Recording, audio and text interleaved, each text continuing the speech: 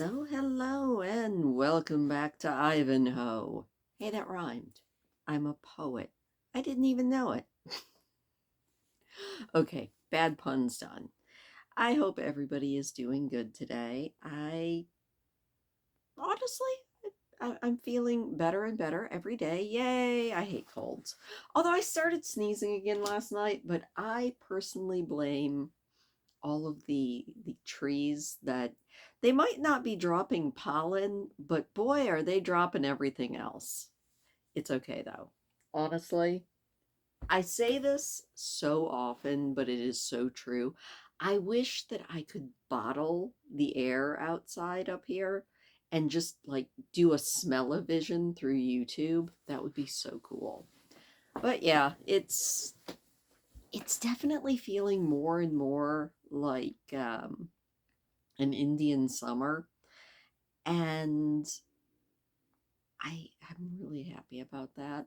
It's warm. I'm wearing long sleeves now, but I probably won't be in a couple of hours because I think we're supposed to be up near 80, which is weird. It's weird for the final day of September to be this warm up here, but I'm not going to quibble about it too much. I do hope that the weathermen are wrong and that we aren't buried in snow this year, which is what they're claiming we're going to be. I just don't feel like getting that much arm workout. Because it's not even really arms that you use when you're shoveling, it's more like hips and shoulders, which my shoulder isn't the greatest. Anyway, enough of that. We're here for Ivanhoe. And we're going to start out, as we always do, with a quote. I can't believe we're already at chapter 34, which means I think we only have 10 more chapters, which is wild. It's really hard to believe that we only have 10 more chapters. And in the last chapter, we had a little more casual racism towards Isaac, and they set each other's ransoms, Isaac and the prior, which was kind of funny, especially because Isaac discovered that Robin seems to be someone that he knew and helped at some point in his life. I don't know. It's all confusing. As I said at the end of the last chapter, I'm still waiting for this romance that I was promised. I don't think I'm going to get it. We shall see as we begin with a quote that goes as follows. King John, I'll tell thee what, my friend, he is a very serpent in my way, and whosoever this foot of mine doth tread, he lies before me. Doth thou understand me? King John. Okay. Does that mean that we're going to be back with Prince John? I think that was his name. The evil prince. Maybe we'll be back with the evil prince. I don't know. I guess we're going to have to find out as we jump back into chapter 34 of Ivanhoe by Sir Walter Scott.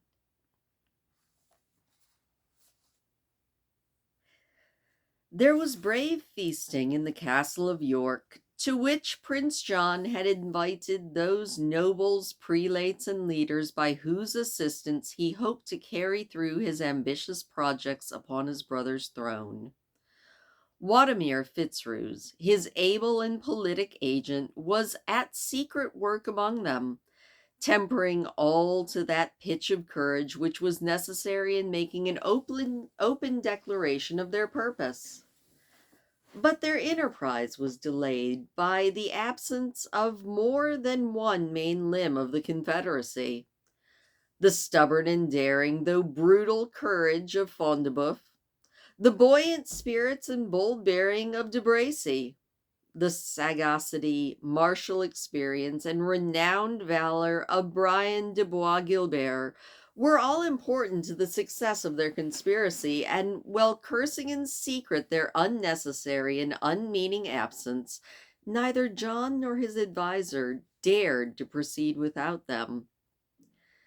Isaac, the Jewish man, also seemed to have vanished, and with him the hope of certain sums of money making up the subsidy for which Prince John had contracted with that man and his brethren.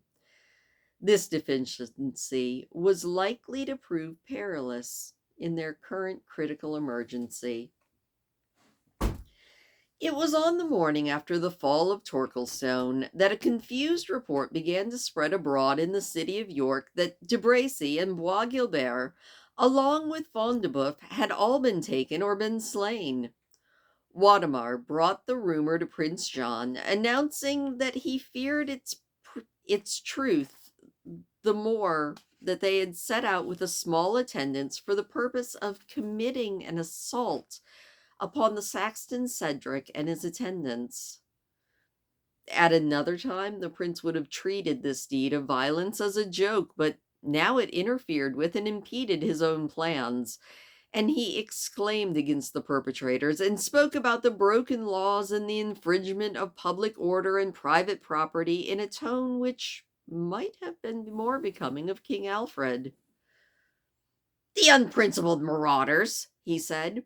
"Were I ever to become the monarch of England, I would hang such transgressors over the drawbridges of their own castles." "But to become the monarch of England," said one of his men, "it is necessary not only that your grace should endure the transgressions of these unprincipled marauders, but that you should give them your protection, notwithstanding your laudable zeal for the laws that they are in a habit of infringing upon.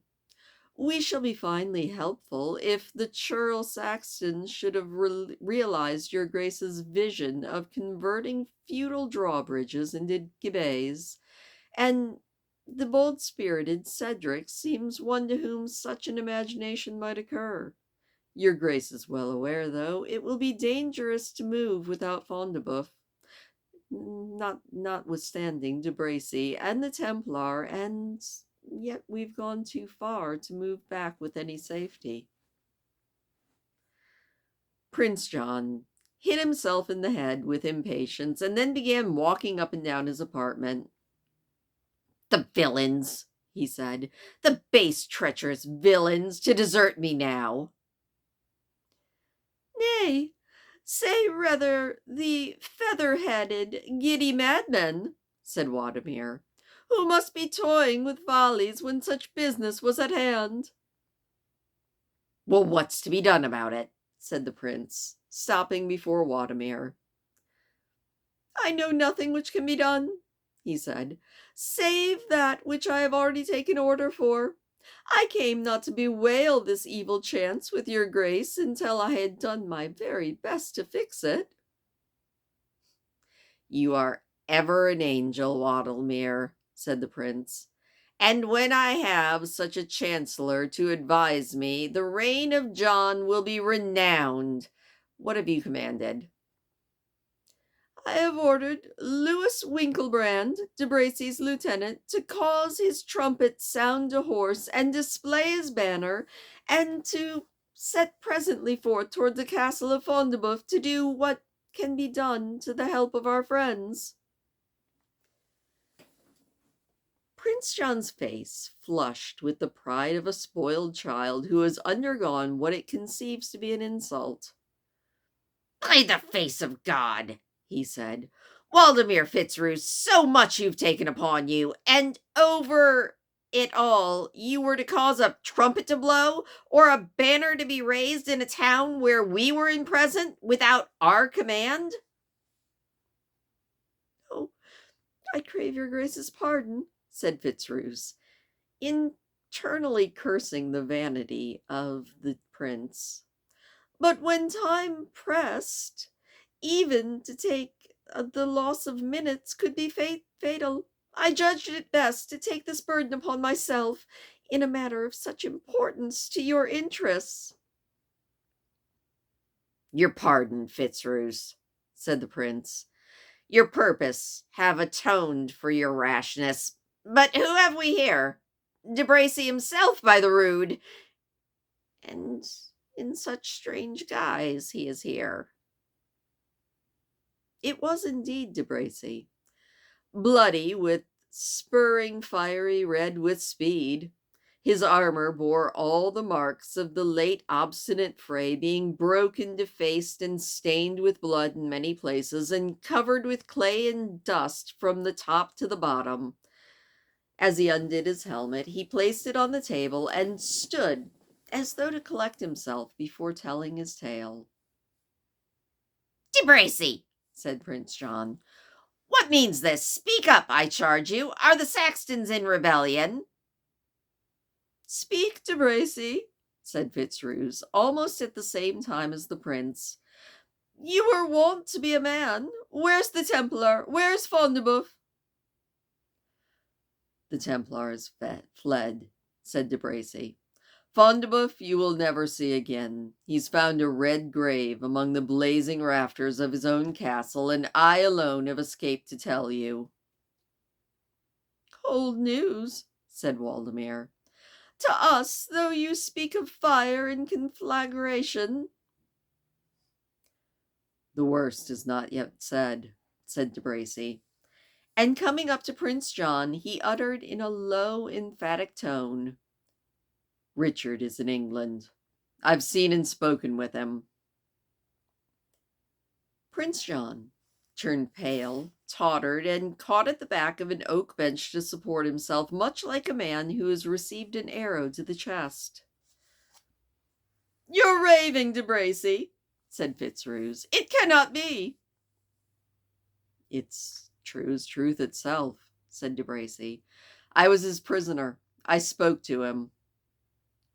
"With Richard Plantagenet?" said Fitzruse. "With Richard Plantagenet," said De Bracy. "With Richard Coeur de Lion, with Richard of England." "And you were his prisoner? Is he then in a place of power?" "No. Only a few outlaw yeomen were around him, and to these he is an unknown. I heard him say he was about to leave them. He joined with them only to assist at the storming of Torquilstone." "Ay," said Fitzruse, "that is indeed the fashion of Richard. A true knight-errant he.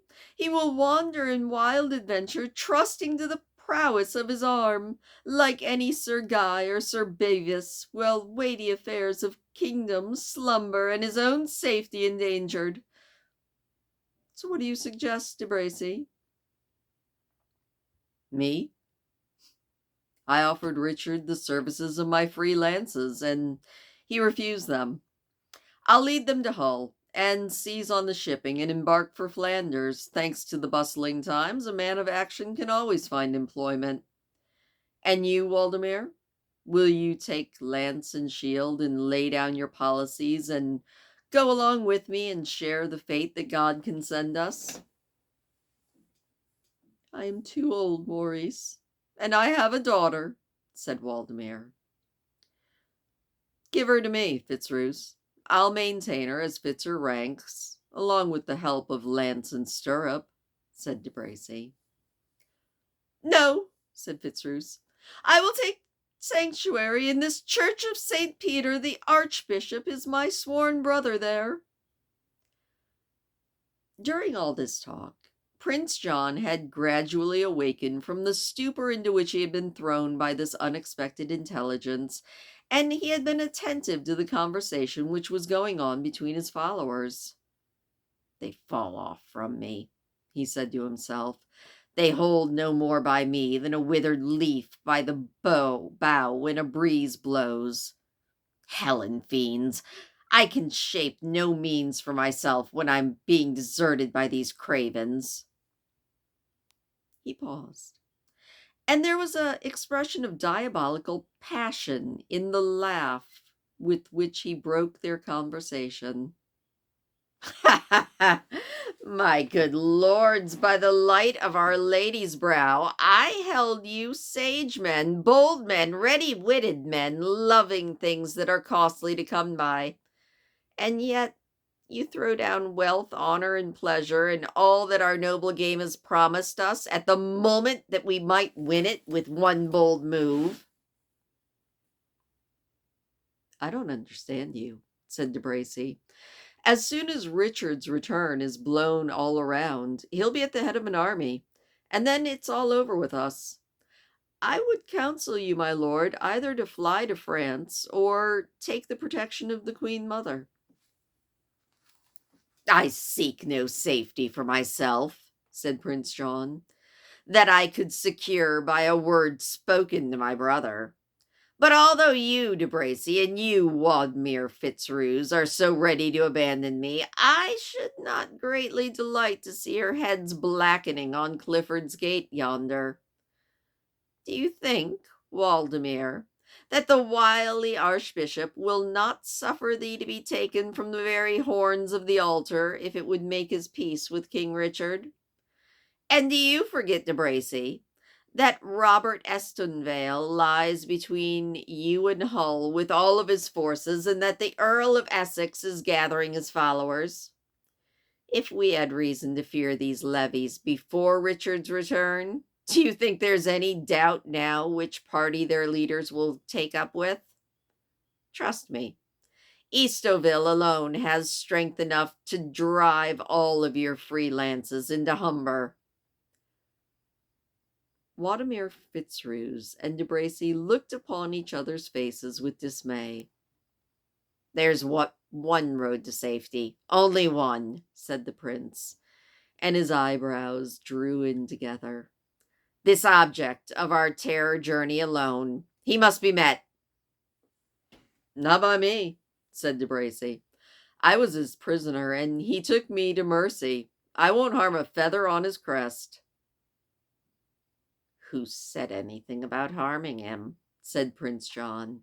The knave will say next that I meant he should slay him. No, a prison would be better. And whether in Britain or Austria, what would it matter? Things will be as they were when we commenced our enterprise. It was founded upon the hope that Richard would remain a captive in Germany. Our uncle Robert lived and died in the castle of Cardiff, you know. Ay, but, said Waldemere, your sire, Henry, state more firm in his seat than your grace will. I say the best prison is that which is made by the sexton. No dungeon like a church vault. I've said my piece. Prisoner tomb, said De Bracy. I'm washing my hands of this. Villain, said Prince John. You would not betray our counsel. Counsel was never betrayed by me, said De Bracy. Nor must the name of villain be attached to me. Peace, Sir Knight, said Wadmere.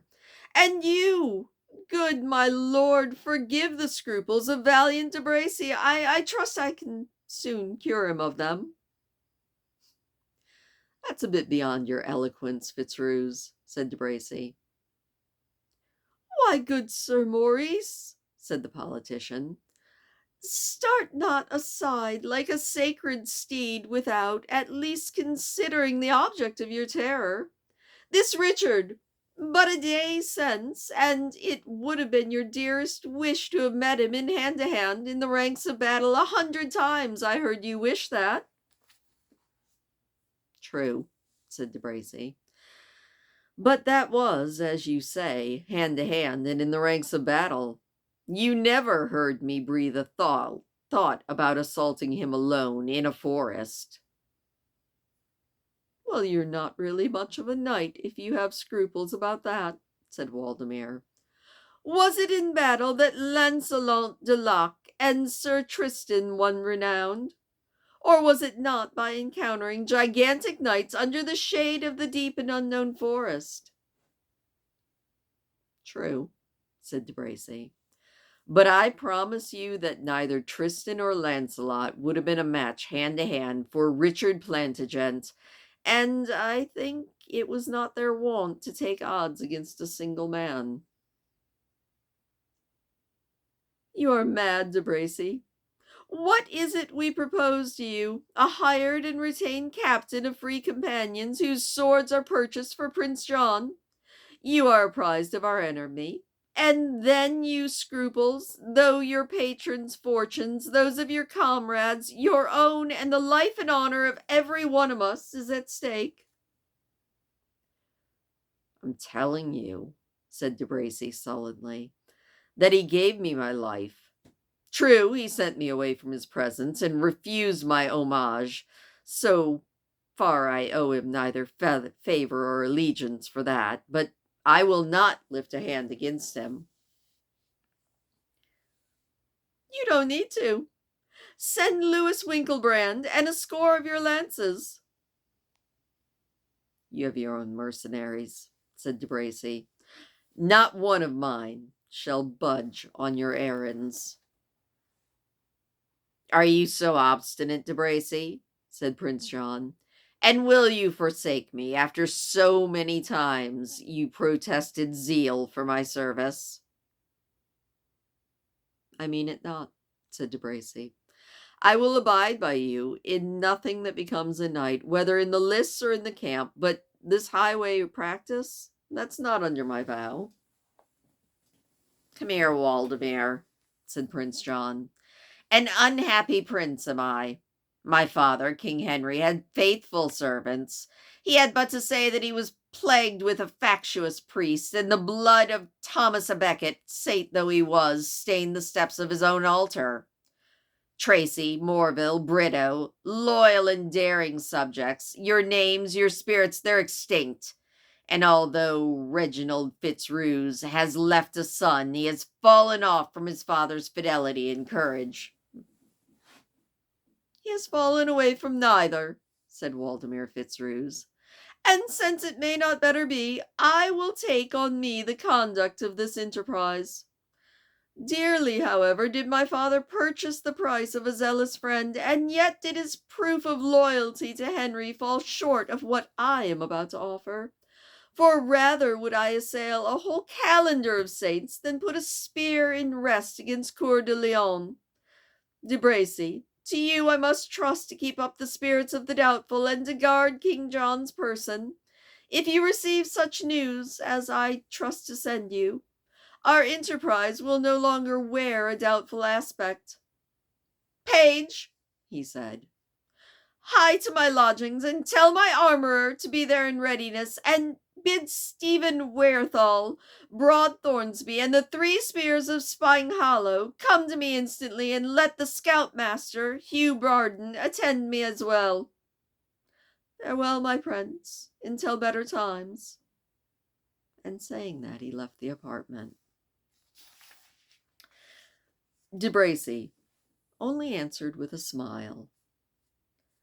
By the light of Our Lady's brow, said Prince John, our orders to him were most precise, though it may be you heard them not, as we stood together in the oriel window. Most clear and positive was our charge that Richard's safety should be cared for, and woe to Waldemar's head if he transgresses upon it. I'd better pass to his lodgings, said De Bracy, and make him fully aware of your grace's pleasure, for, as it quite escaped my ear, maybe it didn't reach the ear of him either. No, I promise you that he heard me, said Prince John. And besides, I have occupation for you. Maurice, come here. Let me lean on your shoulder. They walked a turn through the hall in this familiar posture, and Prince John, with an air of the most confidential intimacy, proceeded to say, What do you think of this Waldemar Fitzroos, my De Bracy? He wants to be our chancellor. Surely we will pause before we give an office so high to one who shows evidently how little he reveres our blood by his so readily undertaking this work against King Richard. You do think, I bet, that you have lost somewhat of our regard by boldly declining this task. But no, Maurice, I rather honor you for your virtuous constancy. There are things that are necessary to be done, the perpetrator of which we will not love or honor. And there may be refusals to serve us, which shall rather exalt our estimation of the one who denies that request. The arrest of my unfortunate brother forms no such good title to the high office of Chancellor as your chivalry and courageous denial establishes you to the truncheon of High Marshal. Think about this, De Bracy, and go, leave. Fickle tyrant, said De Bracy, as he left the prince. Evil luck has anyone who trusts in you. Chancellor, indeed. He who has, by the keeping of your conscience, will have an easy charge, I bet. But High Marshal of England? That, he said, extending his arm as if to grasp the baton of office, and assuming a loftier walk across the antechamber. That is a prize worth going for. De Bracy had no sooner left the apartment than Prince John summoned his attendant. Bid Hugh Bardon, our scoutmaster, to come here as soon as he speaks with Waldemar Fitzruse. And the scoutmaster arrived after a short delay, during which John crossed the apartment with unequal and disordered steps. Bardon, he said, what did Waldemar want from you? 2 resolute men, well acquainted with these northern wilds, and skillful in the tracking and the tread of a man and a horse. Did you get them? Let your grace never trust me else, said the master of spies. One is from Hexhamshire. He is wont to trace the Tynedale and Tinnendale thieves as a bloodhound follows the scent of a hurt deer. The other one is Yorkshire bred, and has twanged his bowstring right oft in merry Sherwood. He knows each glade and each dingle, each copse and highwood between here and Richmond. That's good, said the prince. Does Waldemar go forth with them? Oh, assuredly so, said Bardon. With how many attendants? John carelessly asked. Broad Thornsby goes with him, and Wenthral, who they call, for his cruelty, Stephen Steelheart, and 3 northern men-at-arms that belong to Radolf Middleton's gang. They're called the Spears of Spying Hollow. Good, said Prince John, and then after a moment's pause added, Bardon, it imports our service that thou keep a strict watch on Maurice de Bracy, so that he shall not be able to see it, though. Let us know of his motions from time to time, and who he speaks to, and whatever he's proposing. Don't fail me in this, or you'll answer to me. Hugh Bardon bowed and left. If Maurice betrays me, said Prince John, if he betrays me, as his bearing leads me to fear, I'll have his head, even if Richard were thundering at the very gates of York. And that is the end of the chapter. All right, so this was the political intrigue chapter. And I'm not going to lie, it confuses me. Intrigue sometimes confuses my brain. That might be why I didn't like the George R.R. Martin books. Too much intrigue, not enough magic. Or maybe I just didn't like his writing style. I don't know. Did you guys read the whole, what was it called? Oh God, my brain just stuttered. I can think of The Winds of Winter, but that is not what it's called. I don't know. George R.R. Martin is not really the author for me. I read all of them, but I only read them once. And that's not high praise from me, because I tend to read and read and read all of my favorites so many times. Speaking of, today is the day that Falling in a Sea of Stars by Kristen Britton comes out. I don't know if I'm going to be picking it up today or tomorrow, but I am going to be getting it. I have it pre-ordered, but the bookstore hasn't called me yet, which kind of makes me afraid that they didn't get my pre-order placed. I don't know. Whatever, I'm excited. It's my very favorite series of books, and if you've never read it, you should pick up the Green Rider books. They're amazing. I mean, this is good too, but the Green Rider's better. And that's my opinion, which is like a nose. Everybody has one, and they all probably stink. Anyway, thank you so much for listening. I really do appreciate it. Please do hit the thumbs up on your way out. It does always make me smile. Consider joining my Patreon if there are some things that you missed from my channel that you would like to see again. They're likely either there already or being added every week. And I will see you later.